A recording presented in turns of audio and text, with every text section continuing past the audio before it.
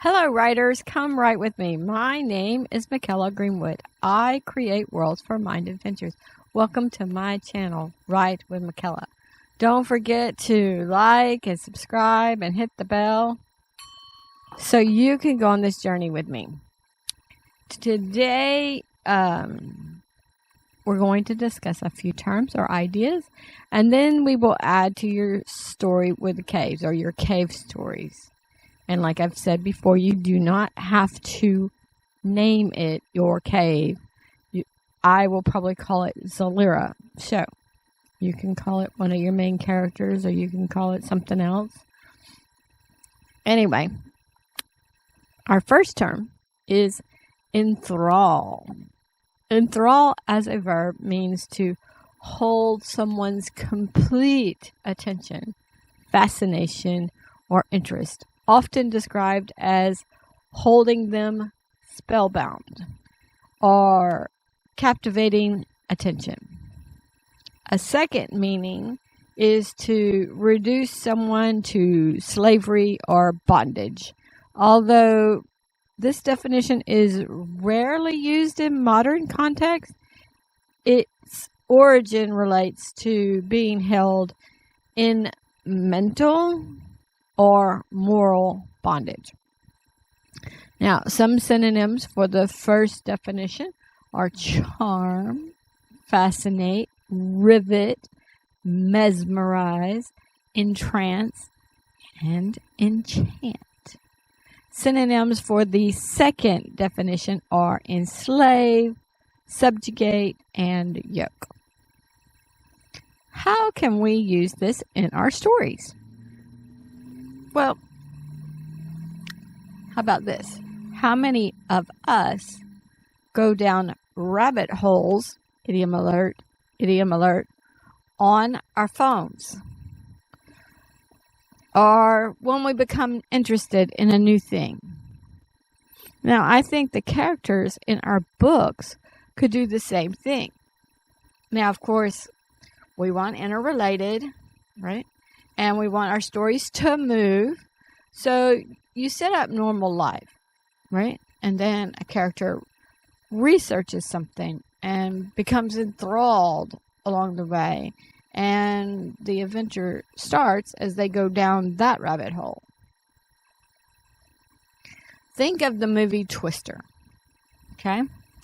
The storm chasers were enthralled with the tornadoes, especially Jo Thornton. Since her father passed during a tornado, she became like tornado obsessed.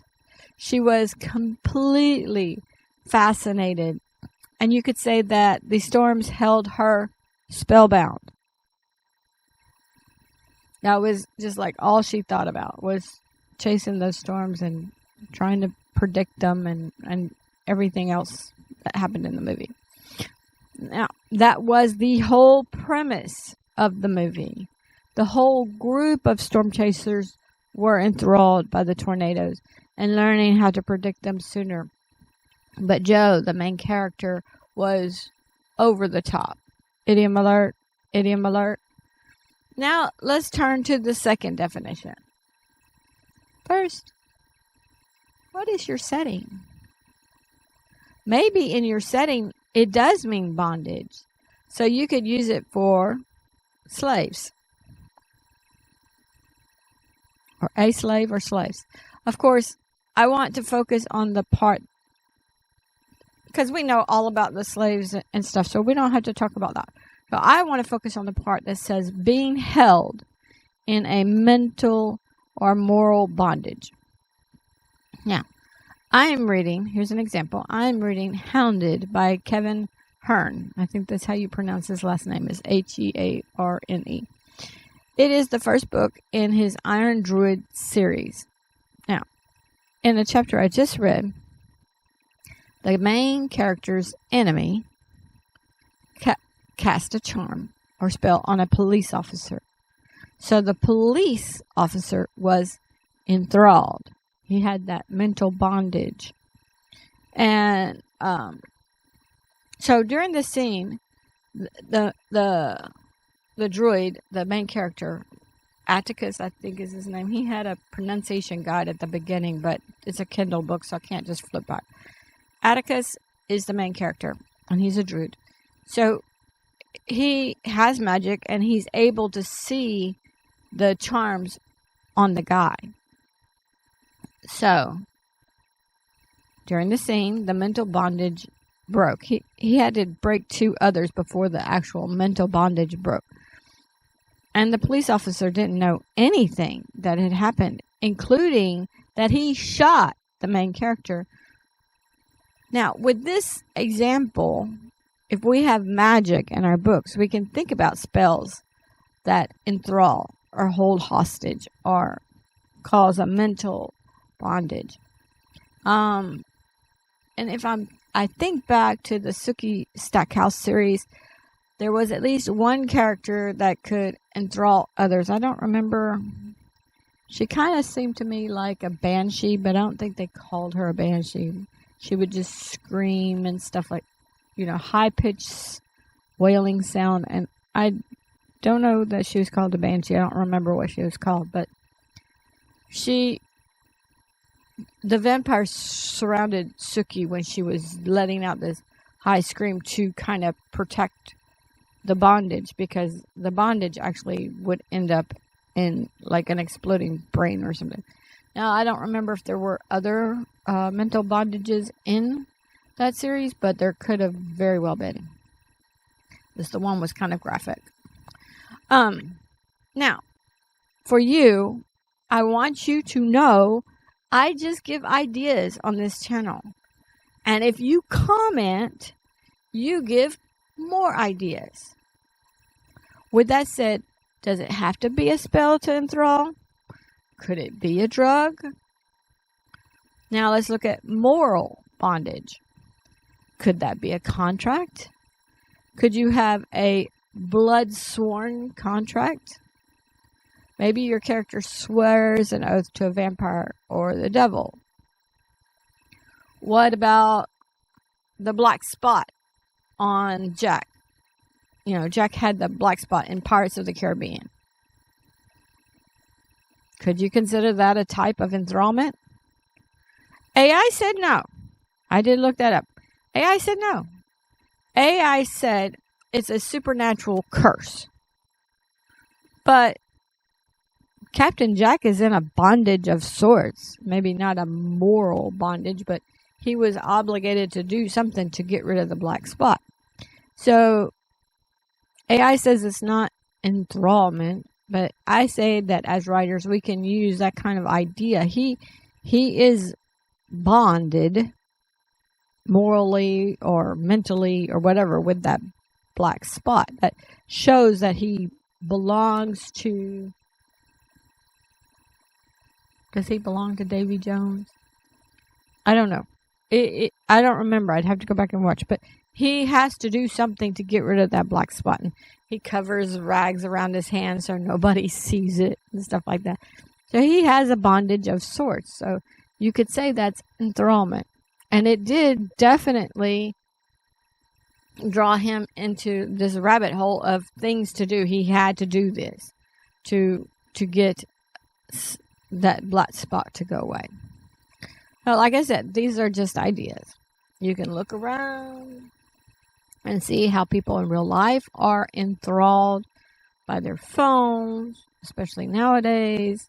You can watch shows and movies and read books and find characters who are enthralled or become enthralled, and that enthrallment perpetuates the story. Now, Charlene Harris wrote the Sookie Stackhouse, but she also wrote the Aurora Tea Garden series. And the book I just read probably would have been a good example of that as well. It was three bedrooms and a corpse, because she was trying to learn her mother's career of being a realtor. And she opened that house for people to look at, and there were 3 bedrooms, and in one of the bedrooms, guess what? There was a dead person. Well, this character's Aurora, but she goes by Ro. Ro is very enthralled with true crime and true murders, and she really wants to figure things out. So she does things in the book to show you that her objective is to solve the crime. She's not a cop. She's not a detective. She's just so enthralled with it. So there's another example. So leave examples down below so we can kind of see all different sides of this enthrallment, or how somebody can be enthralled. So, and also leave a comment on a character in a show, book, or movie who is enthralled, and tell the subject. Like I said I said Joe in Twisters was enthralled with tornadoes. So, Ro is enthralled with true crime and solving true murder mysteries in her town. So those are 2 examples, and you can't use them. Give me something else. Our next term is depravity. Depravity as a noun refers to a state of moral corruption or moral perversion, which signifies an impairment of virtue and a severe lack of moral principles, wickedness or wicked actions, or the existence of immoral practices, or the total lack of regard for other people, which implies a complete absence of regard for others or for moral rules, what have you, thou shalt not kill. I don't care. I'm going to kill anyway, which is different from they're coming in to kill me. I'm going to defend myself. Those are different. So we have different moral things for that. We have different laws for that. You can defend yourself from killing somebody if in court, if it's to defend yourself or you're scared for your own life. So that's different. You're not trying to go kill somebody. You're being attacked and defending your life. So there's moral rules that we follow as a society. You shall not steal. So some people still go into the store and put things in their pockets. So this depravity it describes behavior that falls outside or below accepted ethical standards, often characterized as evil or vice. Now, a pickpocket, you might think, oh, it's just a little candy bar, it's a little purse, or it's a little pair of underwear, or whatever. That it's not so much to be evil or vice. But what we don't think about is that the shop had to use its money to pay for its supplies. When it sells the item, it has to pay its employees. It has to pay the rent for the building. It has to pay the electricity for the building. So if you think of stealing as reducing the amount of pay the employees can get or whatever, and that you're reducing food on the table, causing people to go a little hungry, you can get into evil. Maybe not great evil or dark evil or whatever, but when you're depriving other people of things, that is not good. That is evil or vice.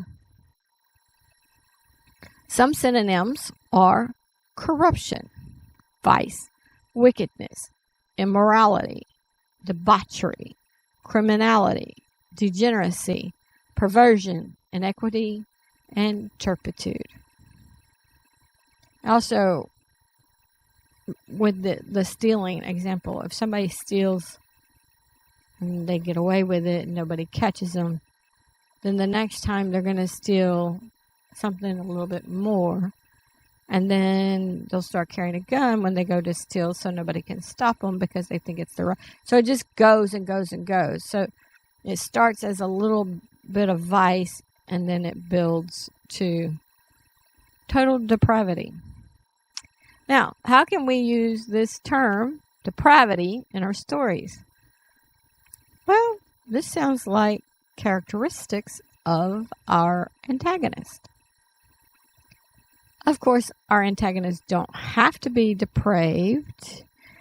They could be greedy or power hungry or communist or tyrants. But do greedy people have regard for others? Do power hungry people care how they climb the ladder or become the tyrant? Even if our antagonists aren't completely depraved, there are still problems. There's still probably some depravity there. In real life, we have gangs that rape and murder people. We have serial killers that chop people up and dispose of their victims' bodies in various ways or places. Turn on the news, and you will find depravity in all the SA cases. I can't say what SA means. You have to figure that out.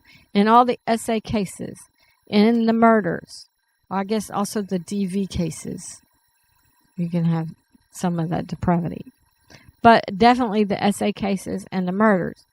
If you don't watch mainstream media, but you do get world news, you can see certain groups still performing genocide on other groups. Today, they don't play it on the media, but there is genocide going on other groups today. Just because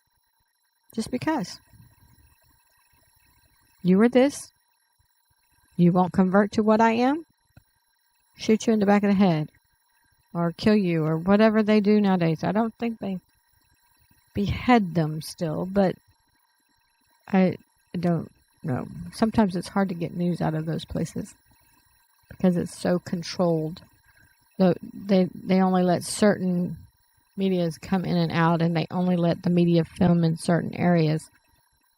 So it is hard to get news out of that. But it's just because you are this, I'm that, you convert, or you die. That's it. And that is below the international ethical standards. It's not reported on the news, but it is depravity, and it is below the international ethical standards. Not just my standards as an American, where I believe I have the right to free speech. I believe I have the right to have a sidearm. I believe that I have the right to not have unjust searches. All those things. Those form our ethics here in the United States. Those are not necessarily the same ethical standards in other places. But genocide is against the international ethics standards. And of course, we're not here for politics or to stand up for this or stand up for that. We are here to look around and get seeds for our stories. Some people have so much hate in their hearts that they justified these depraved acts. Okay? We can use this. We can take this and use this for our antagonists. We can make our antagonists vile and depraved and really something scary and really something that we need a hero to rise up against. And maybe our hero isn't quite as strong as he needs to be, or she needs to be at the beginning, and he gets pushed down and knocked down and broken a couple times by this depraved individual, but then he rises up again, or she rises up. This is a story. I tell you all the time that I don't make it hard enough on my protagonist. I don't put enough harm or death in my stories. But we need to do this.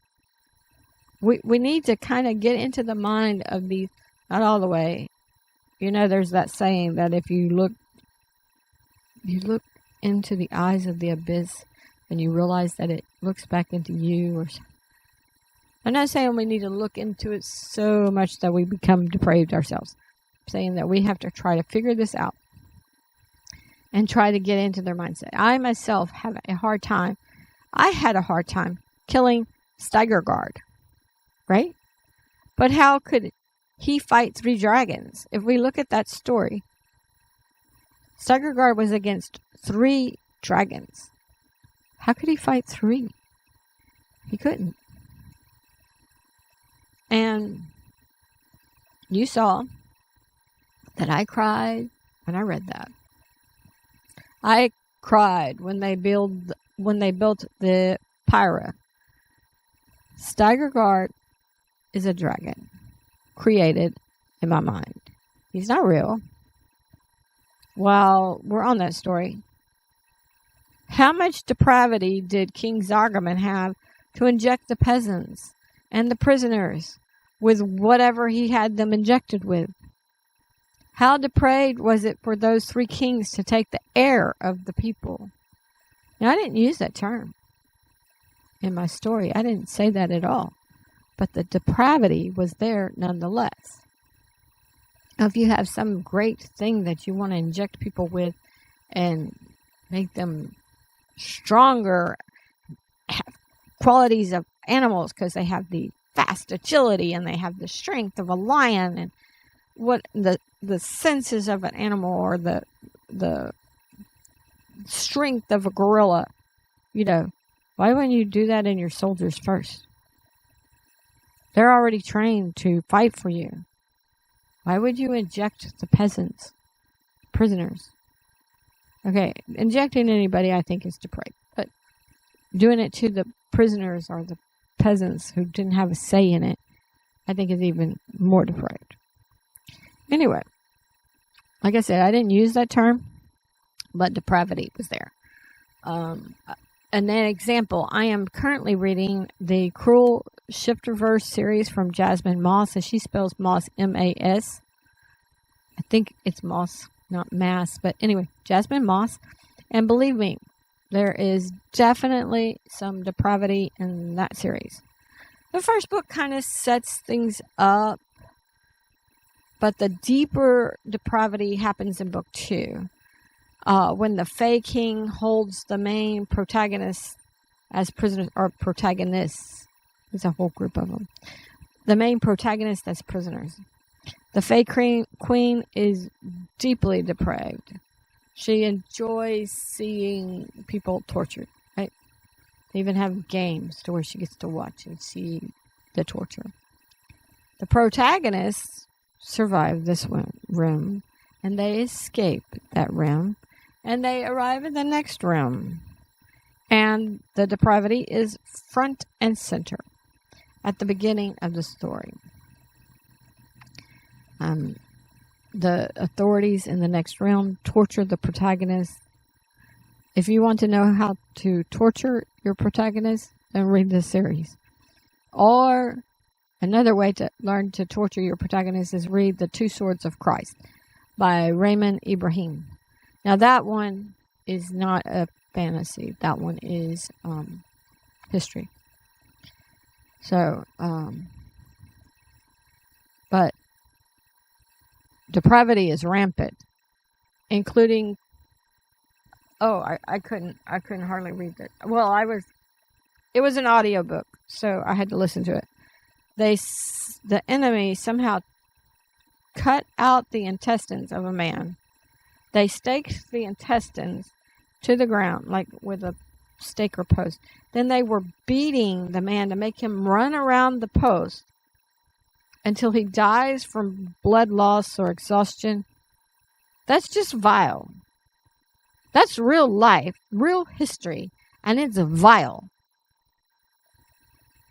So at this point, you know that when Brian Walsh dismembered his wife per the jury verdict, it was allegedly before, but now the jury has come back and said, yes, he did that. I think, we don't know for sure, but he dismembered her while she was dead. Okay. Was Brian Walsh depraved? Yes. Resoundingly, yes. But at least she wasn't as alive as he started sawing her or hacking her to pieces. At least that is my assumption. Okay, nobody could tell us how she died because he chopped her and put her her leg in this dumpster and her head in that dumpster, and then tools in another dumpster. And the dumpster, I think he knew the schedule. The dumpsters got picked up by the trash people, and I think they only found tools or something in one of them. But they didn't have a body, because the trash took the trash where it does and incinerates it. It burns and it's gone. So they didn't have a body. So they don't know exactly how she died, if she was strangled, if she was stabbed, if she was given, fentanyl, or what. Nobody knows how she died. But I'm assuming she died before she was dismembered.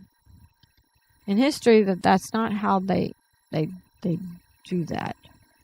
If you want deep depravity, you can read history.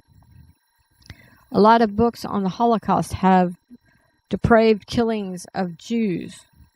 We weren't always so civil.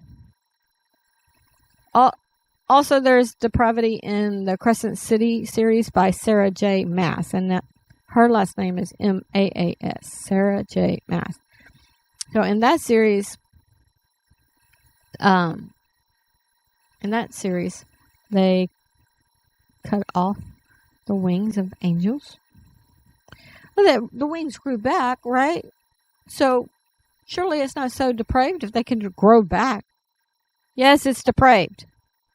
Okay, they cut off the wings of angels. They did a lot of other things. Such depravity can be frightening.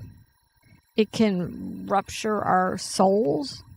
But you need to try to include it from the antagonist side as much as possible as you're able. Because we aren't writing children's books here. We're not writing with rainbows and unicorns, right? Some of you might be writing that stuff, and that's great. But if you're writing like adult, you need something depraved and torturous, especially in certain genres. In some genres, you don't necessarily have to have such torturous things. Why do we need that? Why do we need that? We want to give our protagonists a reason to fight back. Especially when behavior from the antagonist falls below accepted ethical standards that normal, everyday people characterize as evil or vice. So when normal people are like, that's not good, that's evil, that's vice, then our hero can rise up. Problem is I just thought of Night, the book by Eli Wesley. It's a history, it's a biography or autobiography. Very easy to read it. It reads in story-like format. It's a very thin book, but the Germans or the Nazis were very depraved, but it may not have seemed that way at first, because first law they instituted against the Jews was, in this book, was they put a curfew. Curfew? Is that depraved? No. And the Jews were like, no good Jew would be out after that time anyway. Doesn't matter. But the Germans made that law, then they made this law, then they made that law. They fenced them in, where the only way they could get out was to get on the train to Auschwitz. Okay, so it was depraved because it was a systematic step by step by step by step by step, taking away those people's rights. And by the time they realized how depraved the plan was, the only right they had was to get on the train to Auschwitz. They didn't have such time to stand up for themselves or to fight back. Now, I'm reading, I don't know the whole name, The 5 Girls from the Warsaw Ghetto or something like that. It's supposed to be about 5 girls, but I think I've had 6 or 8 names that I've looked at. And Warsaw Ghetto is where they fenced them in Warsaw. They had a section for the Jews to be in. And they have people that are they look more like the Polish people. So they're allowed to kind of go out, and they're allowed to go into the Jewish thing to render health services or aid or feed or do other things. So maybe there were some heroes, and I haven't finished that book, so I'll have to see. Right now I have come to one of the Jewish girls. She was like a news carrier, and they somehow braided the news in her hair, and she was trying to smuggle 2 sidearms in her pockets, but they on the last stop of the train, they pulled her off and they found the guns. So they started taking her to prison, and she knew that if they found the news, that they would know that she's not a Polish person, she's a Jew. So she asked to go to the bathroom. She manages to get the news clippings out of her hair, and she throws that in the outhouse bottom or the toilet or whatever she went to the bathroom to use. And then she's put in prison, and she's held in prison for the rest of the war. So whatever she did before that, she was stopped at that point.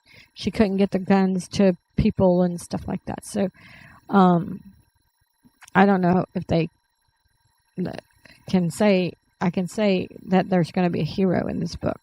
But it was very depraved. And it was so depraved in this book. I'm sorry, I'm off topic. I am talking about our vocabulary word, and giving examples. Anyway, I was reading about it. And at one point, they just decided they wanted to exterminate, like you would exterminate roaches or something in your house, right? So they would line they dug this pit, and they would line the Jews up in front of the pit, and they would just shoot them, and the people would fall down into the pit, which became their burial, and nobody's recording who died or not, because who cares about who died? If you kill a roach, you don't care the name, right? That's how they were treating these people. Very depraved, very depraved. But what I wanted to say was, these people that had to shoot them, after a while, they started coming apart, like I mentioned above, rupturing your soul or whatever. So the depraved activities that these people were participating in, it started bothering some of them. Like they didn't want to keep doing it. So that's one of the reasons the gas chambers were invented, or they came up with that, so that they could kill more with it.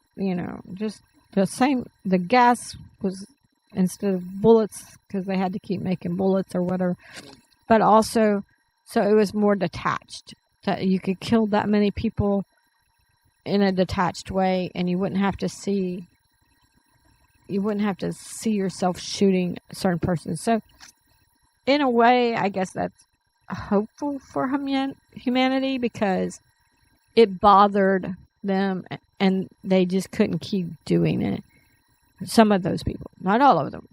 So it's not a great look for humanity. But anyway, what they did to the Jews was very depraved, very inhumane. They keep doing that, and they keep doing that nowadays to the Christians.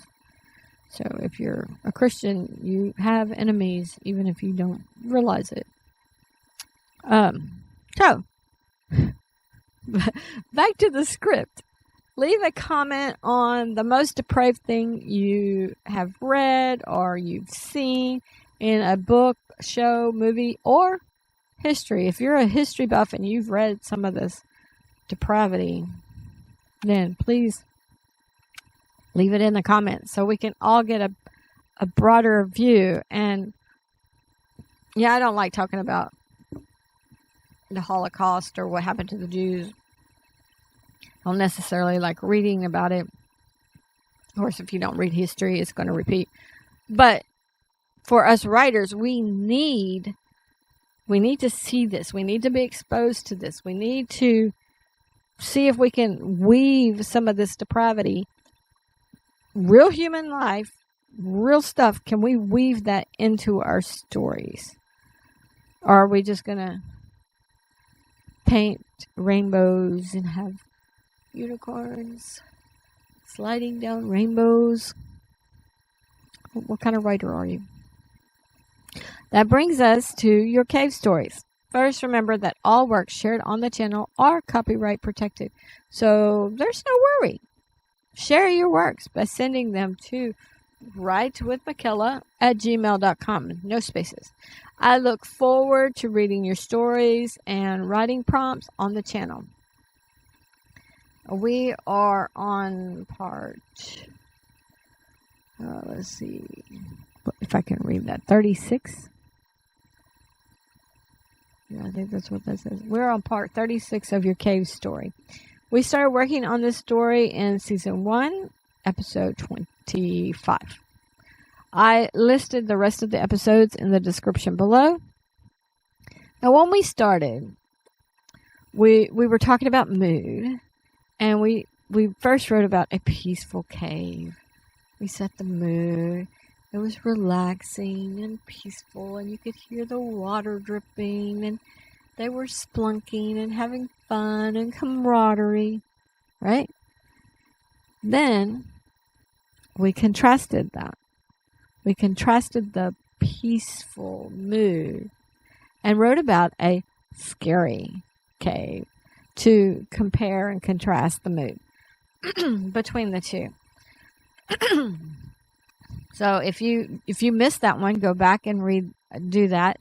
Do those 2 writing prompts to where you can write about the peaceful cave, and then you can change the mood, because mood is one of our tools, and it helps us.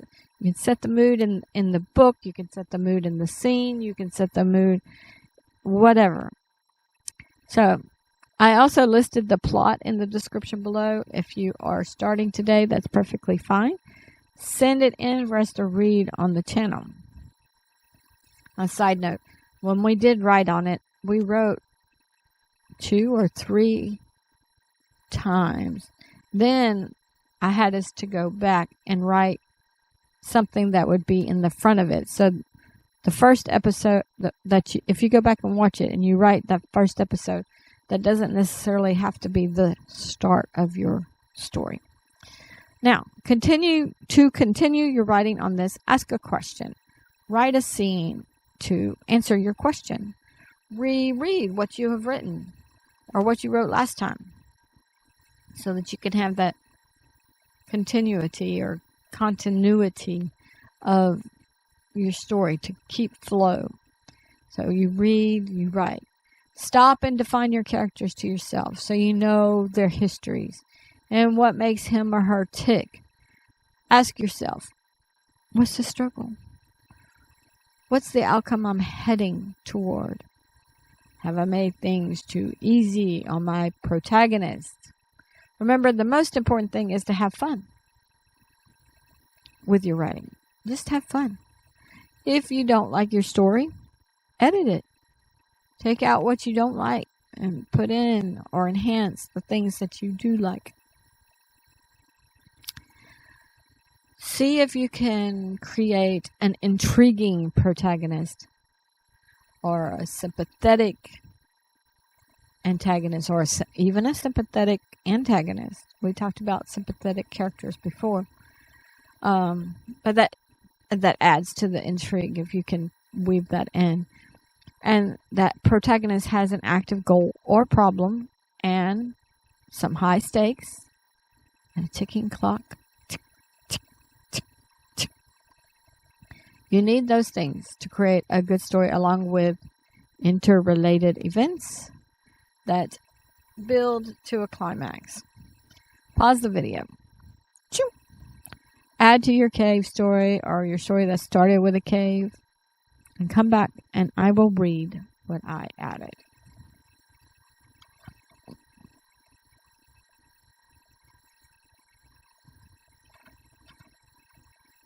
Welcome back, writers. Now I will read what I wrote. Brambert woke up. He had no idea the time of day. That wasn't an important thing in his life right now. He heard the loud clanging, and the noise bothered him. He used all his muscles to raise up off the floor. Then he put his nose down and found the scent he liked the most and followed it. First it went up to very near the tunnel wall, and he pushed his nose down to the floor to get more of the scent, and then he continued on down the tunnel. The scent seemed more concentrated just before an arch, and he smelled it. He heard a noise just beyond the arch, so he went to check it out. As soon as Brambert entered the small chamber, he saw the boy and the girl. His anger shot up, and he charged the boy. He didn't know the body of this beast very well, thus he was going to bite the boy in half. Only when he bit, there was just air in his mouth. "You missed me," said the boy. Brambert whipped around and saw the boy and girl. They turned and ran down the hall. Brambert pursued them. Unbeknownst to Brambert, they teleported short distances forward several times to stay ahead of Brambert. Finally, Brambert chased them into a small chamber and thought he would swipe at them with his claws. He raised his front paw and swiped. The boy and girl vanished. Brambert immediately whirled around, and he saw the boy and girl standing just outside the room, and the boy was smiling. Brambert charged after the children, but they didn't move. And Brambert ran headlong into an invisible shield. The shield knocked him back. Brambert looked at the children, only they didn't look like children anymore. They looked much older, though they were the same height. The skin had gone from a creamy, smooth white to a dark brown, crinkled skin. Their clothes were not the play clothes of children, but the clothes from a long time past.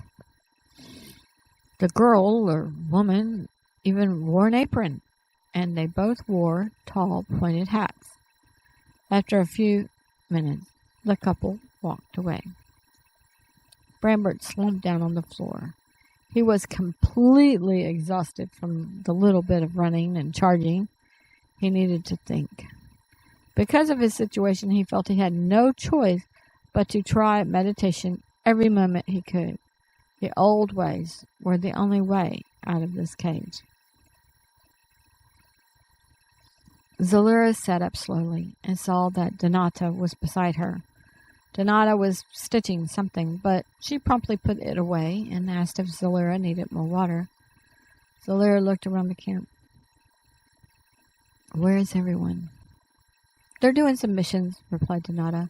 "I'm a doctor in training. Although I'll never be able to take any official test, I'm committed to helping Dr. Lyson." Zalura agreed to water. Donata brought the water and used a machine to do another scan on Zalura's head, even though she didn't ask Zalura to lie down. Once she finished, Zalura asked her about the missions, and Donata told her what she knew. Commander Enthrall could link, but not very well and not consistently. He gathered Jose and Compton to go with him. Jose could link, and he knew how to use the C4. And Compton could link as well. And neither seemed to have misgivings about Commander Enthrall or misgivings about trusting him. Commander Enthrall had waited until the other reconnaissance groups left. He gathered some C4 materials. He felt if Maldrake had at least some people out, it would be easier to set up the C4. He linked them to across the street from the dumpster. Thankfully, they ended up behind some bushes because the dump truck was pulling up. Commander Thurnall whispered to them his plans. He told them just because the troops were gone didn't mean that the scientists were gone. They understood. After the dump truck left and the street looked clear, they crossed the street cautiously by walking in a squat. They climbed up the dumpster and balanced on the edges. Commander Thurnall had hoped it would be full, so they could step on the garbage and not chance falling in. But who knew the schedule of the trash? They eased in the tube. Commander Thurnall clicked on a flashlight. He clicked off the flashlight and then walked the 20 paces that he thought the flashlight had covered. The other two followed behind him. Jose had the materials for the old C4. They still needed to figure out how the new C4 worked or how far of a blast it would make and all those other considerations. Commander Thurnall clicked his flashlight on and off several more times. The last time brought him to the end of the tube. Commander Thurnall felt the edge of the opening, and he carefully stepped out without the aid of the flashlight. He searched his memory to see if this opening was connected to the science lab, or if there had been another hallway. He peered through the darkness and didn't see anything. He didn't remember going down any halls. He thought he just left the scientist's chamber straight to the trash chute or tube. Commander Thurnall whispered to the other two to stay back and link away if Maldrake's men captured him. They didn't like those instructions, but they didn't protest. Commander Thurnall made it all the way across the small room, and the door had a window at the top. Commander Thurnall raised up from his half squat. He stood to one side and looked out the window. He pivoted to look out to the other side to look out the window again. He went back to the other two. He confessed that he didn't know how deep they were in Maldrake's fortress, but they should set up the C4 in this room. Commander Thurnall went back to the window to keep watch while Jose set up the C4, with Compton standing between Jose and the window and holding the flashlight. Jose set up the C4 quickly. He had left the box in the bushes, so they just needed the wires to go all the way back to the bush. He had moved halfway across the room to set things up, and he thought he had plenty of wire. Moreover, he knew they didn't want to be too close.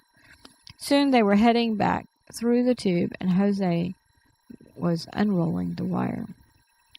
Getting out the end and not falling in the dumpster was a bit tricky, especially for Jose, who had the wires in his hands and not his pockets. The other two helped get across the corner of the dumpster and down. They made it across the street, and Jose had plenty of wire. He could have gone in much farther, but they hadn't wanted to risk it. Jose hooked up the wires. He wanted to push the handle down and scoop up the box before Campton linked them away. Jose knew how to recharge the box. Jose pulled up the handle to start pushing the handle down as Commander Thurnall saw several vehicles driving slowly down the street. It looked like the people in the vehicles were doing a sweep. Commander Thurnall tapped Campton. Campton interlaced his fingers with the commander, and he hooked his hand in the crook of Jose's elbow. He started his meditation and hoped it worked, even though they were setting off the C4. Jose stood as much as he was able in the bush, and he pushed down. The vehicle stopped. Commander Thurnall squeezed Campton's hand. People were getting out of the vehicles to walk along this side of the street. Jose wrapped his arm around the box, and they linked away. Oops. Just before the explosion of the C4. Campton opened his eyes, and it seemed dark. There was a little light coming in from the cave entrance. He looked to his right, and Commander Thurnall was breathing heavily. He looked to his left, and Jose was clutching the box and breathing just as heavily. They heard noise outside the cave. Campton quickly went to the entrance. Maldrake's troops were outside, albeit not too close. Campton told them they needed to take the leftmost tunnel. They quickly dropped deeper into the chamber before they headed to the left. As they entered the left, Commander Enthrall whispered, "Isn't this the tunnel for the boar and the octopus thing?" Campton agreed, but headed in anyway. The sounds of troops were closer. Commander Enthrall glanced back, and he could see shadows blocking the sun from entering. He pushed Jose in, and then he pushed him along. He knew they needed to calm before linking, but he was thankful he brought Campton. The children were necessary. Then he thought, Campton was probably a young man, or at least his upper teens. Commander Enthrall glanced back a few times. From what he glimpsed of the troops at the entrance, they found some of their tracks, some of their prints, and some of those prints would lead Maldrake's people to their prior camp. Commander Nyson was just in the line of trees. A few from the bunkers felt they could visit the coffee house and seem normal, since they had done that when they left their bunkers before they left permanently. Commander Nyson saw small groups of troops marching here and there. He saw different people, but he had no idea who would want to leave and who wouldn't. He made sure to stay within the trees and not call attention to himself. He was in charge of linking them away, but he wasn't that good. When they discussed him linking them away from town, the people from the bunker told him to just link them away to Jose and Donnie's old homestead or camp. Commander Nyson felt he could do that. Suddenly he heard a blast, and things shook. He sighed to himself. He knew there was only one person who would be anxious to set off the C4. He wondered where Commander Enthrall had decided to set it off. The small groups Small groups of soldiers were now running here and there, as were the people. Commander Enthrall saw his two people run out of the coffee shop, but they didn't run straight to him. They ran the direction the people were running. Commander Enthrall dropped back in the trees and traveled parallel to the two.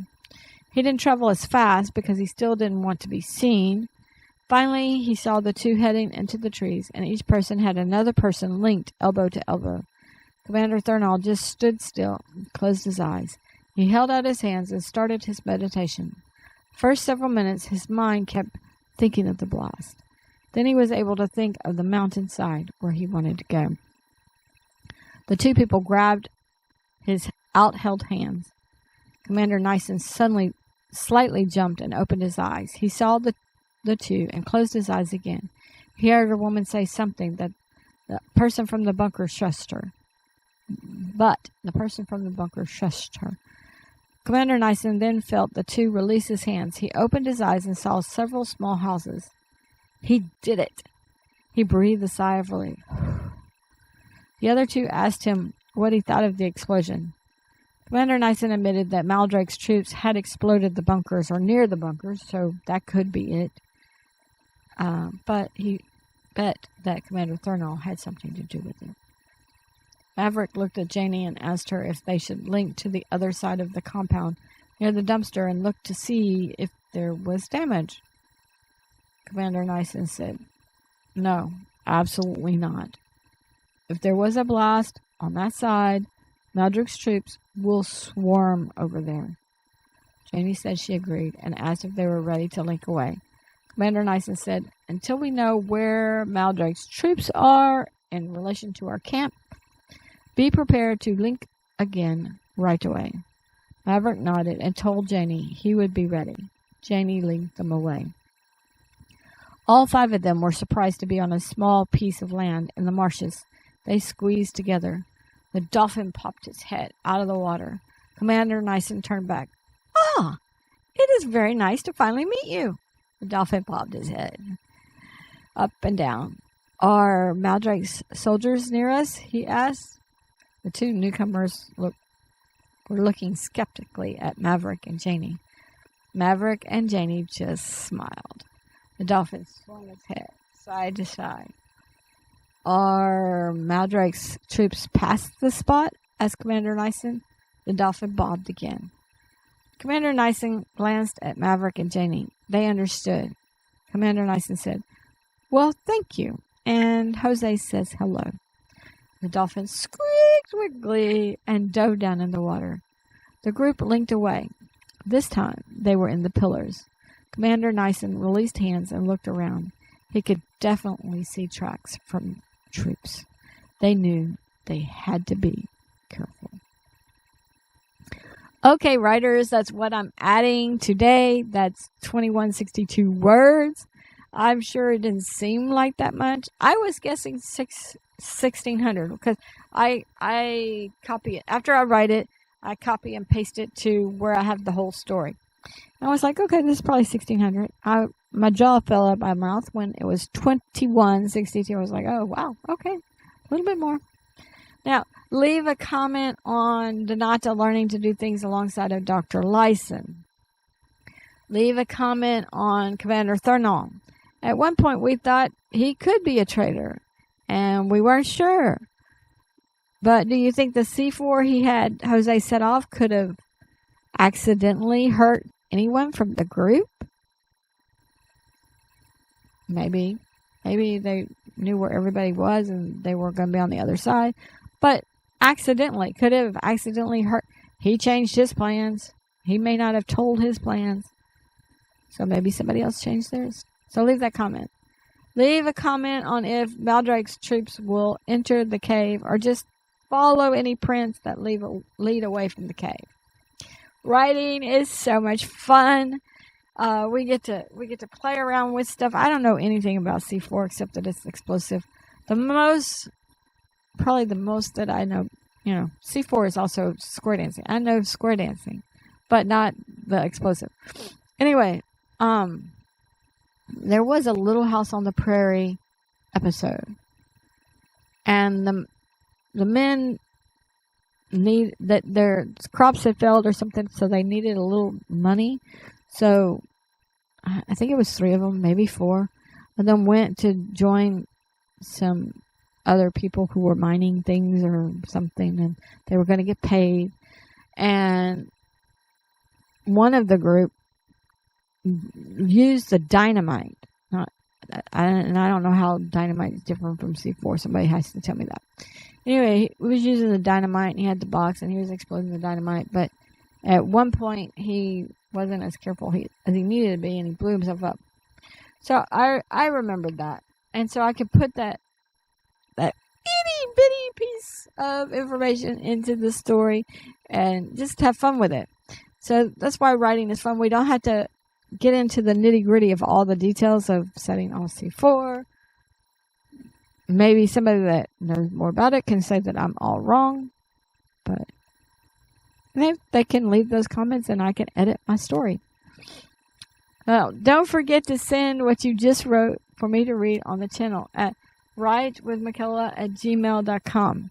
I would love to know what you found in your caves, outside your caves, what your characters are doing, where'd they go, did they get eaten, how have they been hurt, have they not been hurt, did they get out of the cave, did they not get out of the cave, just whatever you did, I want to know. So, join me Wednesday for our book club discussion on 1984. Join me Friday for Chapter 10 of Elementals. Join me Tuesday for some jargon, Part 29 of A Down Soldier.